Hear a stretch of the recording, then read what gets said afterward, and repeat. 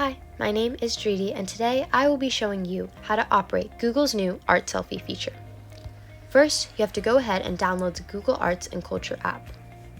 Once you've done that, you can open the app and go to the bottom of the interface where you will find the play button.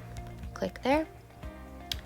Now you can open the new version of Art Selfie, which allows you to immerse yourself into a new culture through your own pictures using Google's generative AI. Art Selfie 2, take a selfie.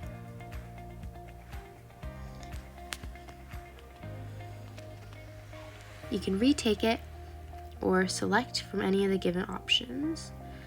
I'll pick Holy Celebration. And now a unique photo will be created in the category you selected along with a little background information.